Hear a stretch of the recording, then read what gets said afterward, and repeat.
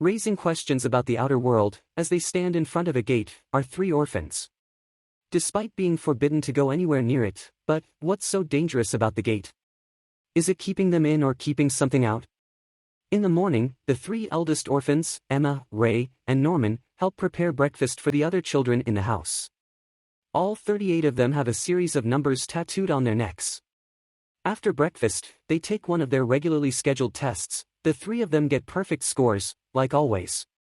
Dawn stands up, jealous, and challenges Norman to a game of tag, but no one can beat Norman. He has a plan for everything. The last one standing is Emma. Norman trips, hitting the ground face first, only to trip up Emma, luring her out of hiding. The game ends, she's caught. Emma, Ray, and Norman stop at the fence surrounding the perimeter. It's only knee-high. What's the point of a fence if it neither keeps people in nor out? That night, Connie gets ready to leave while all the children bid her farewell and good luck with her new adopted family. Emma notices that she left her stuffed rabbit. She and Norman hurry to return it before Connie leaves the orphanage. But they can't seem to find her, that is, until Emma looks in the back of a truck waiting just beyond the forbidden gate. It's Connie, or at least her body, with a flower piercing the center of her chest, blossoming blood red. Someone, or something, hears them and they hide under the truck, witnessing two creatures drop Connie's limp corpse into a vat of blue liquid, referring to her as merchandise. Emma and Norman run, accidentally leaving the stuffed rabbit behind. It's not an orphanage, it's a farm, raising kids like cattle. Ray eavesdrops while the two agree to escape, no matter what. The next morning, Emma struggles to keep it together while Norman urges her to smile and pretend they didn't see anything. The two speak privately, trying to ascertain what exactly happened the night before. Why did the demons complain about shipping another 6-year-old? Norman recognizes a pattern. They only ship kids between the ages of 6 and 12, starting with the lowest test scorers, while only those with the highest scores stay until they're shipped out at 12 years old. It's not their weight or the amount of meat on their bones. If so, why not use adults? No, it must have something to do with intelligence, their brains. Norman figures they have 2 months to escape before the next child gets shipped out. There are only 2 options for escape, through the forest or the front gate. But, when they jump over the knee-high fence, they discover a giant, unguarded concrete wall at the edge of the forest. The children gather after their time playing outside, though 2 are missing after a head count. One runs out of the forest crying, saying he lost one of the girls. Mom, the sister responsible for raising the children, pulls out what looks to be a pocket watch and comes back minutes later with the girls sleeping in her arms. Emma and Norman wonder how Mom can find them so quickly. Then it dawns on them, it's not a watch, it's a tracker. They're chipped. They figure that Mom is their enemy after such an obvious display of power, serving as a deterrent. Mom confronts Emma, noticing that she's been acting strange, but Emma plays it off while Norman hides around the corner, trying his best to maintain his composure. Just when they think they're in the clear, Mom asks them if they were at the gate last night. They vehemently deny the accusations, and Emma collapses when they reach the bottom of the stairs. Norman helps her up with a shaky hand while Ray lurks around the corner. Norman steals sheets, tying them together to use as rope, which he and Emma hide in a tree. They agree to let Ray in on their plan, but he's already been following them, and he makes them tell him what they saw. Emma insists that they have to save everyone, but Ray tries to be more pragmatic. If there is no place for humans in the outside world, then she'll make one. Back in the house, they find another sister, Krona. Mom gives Krona the room at the top of the stairs, which complicates things, making it harder to sneak around undetected. They need to find out where the trackers are implanted in their bodies. Since Carol, a new child, showed up, she might still have the scar from the implant. Mom tells Krona that some of the older kids have discovered the truth. Krona plots to use this against Mom, Isabella, since keeping it a secret is against the rules. The kids know Mom is on to them. Emma discovers the scar on Carol's ear where they implanted the tracker. Ray explains that the trackers don't notify Mom when they're close to the wall, or the gate, and that they don't display the individual's name, but they might send a notification once destroyed, and it might be obvious if they cut them out. So, Ray decides to find some way to work around it. To train the other kids, they use playing tag as a cover. Krona notices and proposes they play a game of tag with a 20-minute time limit where she's the one who's it. Chasing Emma, she goes over their weaknesses to instill fear: Norman's physical strength, Ray's tendency to give up too quickly, and Emma's naivety. Krona mentions something about the harvest before sneaking up on her, saying they're on the same side. Time's up, Ray and Norman win. The three think that someone might be spying on them for Mom due to Krona's sudden appearance. Norman decides to set a trap to weed out the spy. They split the children into groups to practice formations and tactics to prepare for the escape. Norman asks how long Ray needs to build the device to disable the trackers. 10 days. It's settled. They'll make their escape in 10 days. They decide to tell Dawn and Gilda, two of the oldest kids beneath them, so they can be team leaders and help out. That night, Emma sees Gilda leave the room to speak with Krona while a note is slipped underneath Mom's door. Gilda tells Krona nothing is wrong, but she isn't buying it. They rule out Gilda, while Dawn realizes that playing tag is really training for the escape. Whoever is spying must be doing it for a reason. They figure it's for some sort of immunity. Norman asks Emma if she would still bring the traitor along when they escape, to which she replies that she will save everyone no matter what. The rope Norman hid under his bed is gone. The only one who knew about it other than him is Ray. It turns out that Ray's been spying for Mom for quite a long time. Norman wants him to stay close to only asking three things: stay and guarantee his own safety, share all the info he's gathered, and change sides to spy for them instead. Ray explains that he was the one who orchestrated the events leading to Emma and Norman discovering the truth about the house. Ray volunteered to work for Mom if she promised not to ship him off and to gain her favor so he could gather items to build a device to deactivate the trackers. All so he could save both Emma and Norman. So they could live and escape the farm. Ray only asks for one thing: lie to Emma about saving everyone. Gilda and Emma notice that Mom disappears just before 8 p.m. each night, which must mean there's a secret room where she checks in with HQ. Despite Ray's, Dawn and Gilda try to find the entrance by going into Mom's room, but the door is locked and they narrowly avoid detection. Dawn decides to pickpocket the secret room's key from Mom. Emma discovers that somebody has been leaving messages in the library books using Morse code, which means there might be people on the outside helping them escape. Dawn and Gilda discover the belongings of all the previous children who've been shipped from the house. They start to doubt whether Emma, Ray, and Norman are telling them everything. They hear the door above open, Mom's in her office, and suspect something's up when a kid bursts through the door and returns the missing key. The three of them tell Dawn and Gilda the truth, and Dawn loses it. After he calms down, he realizes they were just trying to protect them. Despite knowing the dangers, they agree to continue helping with the plan. The kids have to see what's beyond the wall and devise a plan to distract Mom. As they are discussing the plan in the forest, Krona appears from behind a tree and confronts them, proposing that they all join forces. Norman agrees to hear her out. Her plan: get rid of Isabella and become the mom of the house. Then, Krona reveals the tattoo on her neck, to the children's surprise. She goes on to explain how some girls, at the age of 12, are given the choice to become a mom.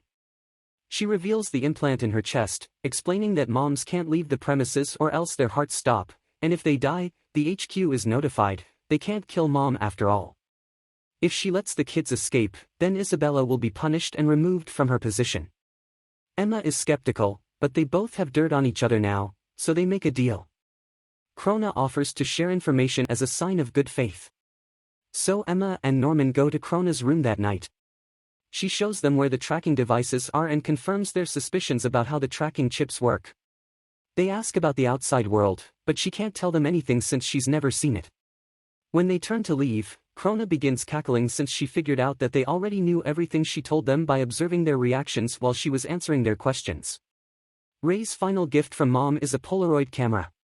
They devise a plan to distract Mom so they can scout what's on the other side of the wall. Since Krona discovered they can break the trackers, they need to execute their escape plan sooner rather than later. Krona begins searching for the device they made to disable the trackers but only finds a note. She becomes panicked when Isabella knocks on her door with a letter telling her that she has to go back to HQ. Krona refuses to let it play out how Isabella wants, When she reaches the gate, she meets with Grandma, the mom's boss. But her pleading and the information about the escape won't save her now.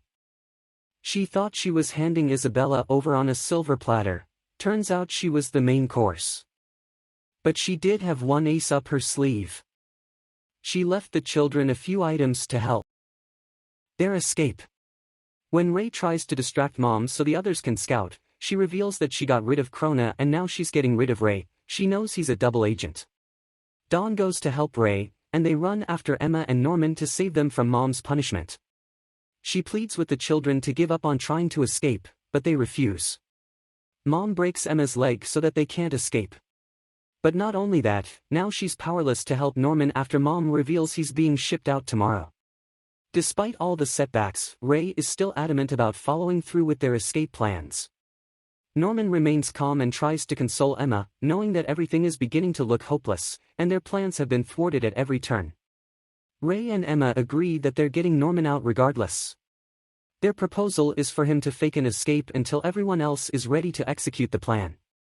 But Norman isn't sold on their idea, coming to terms with being shipped and his own death, but he won't let anyone else risk their lives. Ray's device to disable the transmitter is finally finished after 6 years of planning. Norman wonders how Ray even found out the truth. He explains that some people remember being an infant, where usually infantile amnesia makes people forget. He's known from the very beginning.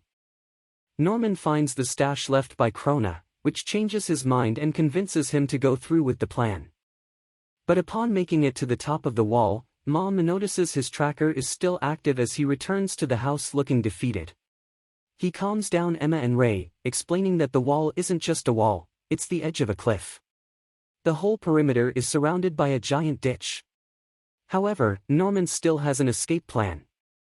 He learns that the facility is a hexagon with one bridge most likely leading from the HQ to the outside world. There is, however, one spot which looks promising. They still have a chance to make it to the other side. The children all gather to see Norman off. He says goodbye and tells Emma the rest is up to her. But she leaps at him, dropping her crutches and handing him the device to destroy the tracker. He returns it, telling her it's okay and to never give up. Mom warns Emma that if she ever does anything like that again, she'll kill her.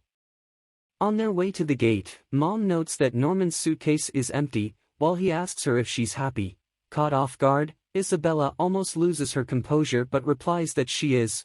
After all, she beat him. The smaller children all note how depressed the older kids are now that Norman is gone. Ray loses all hope and gives up on escaping, and Mom tries to console Emma by saying that she'll put in a good word so that Emma can become a mom too. What else can she do? Emma refuses her offer. What kind of life is that, sending kids you raise to their death? On the night before Ray's birthday, the day he'll be shipped out, Emma finds him and confirms that she still hasn't given up on escape. Ray is on the same page. They've been keeping quiet and avoiding contact, so Mom doesn't suspect them. Emma reveals that she left Gilda and Dawn in charge of preparing for the escape by enlisting some of the younger kids. Ray says escaping during the day is too dangerous. They have to do it now, that night. He has a plan to set the house on fire, block the secret room to cut off communication with HQ, and use the Molotov cocktails he hid in the forest to keep the guards distracted. However, Ray is still not okay with taking everyone. They should at least leave the toddlers, or else escape won't be possible. Emma is concerned that Mom will simply abandon the house. However, he has a plan for that as well. Ray douses himself in gasoline. Mom can't lose the products, and demons aren't too keen on barbecue. She'll have no choice but to try and save Ray, giving everyone else time to escape. Emma gasps as he strikes a match. With a wild look in his eyes, he'll finally be the one to have the last laugh. He thanks her for everything, dropping the match. Emma leaps forward, attempting to stop him before it's too late. Mom rushes to find Emma on her knees screaming his name. She only cares about saving his brain, telling Emma to run, but she's already gone, though her tracker's signal is stationary.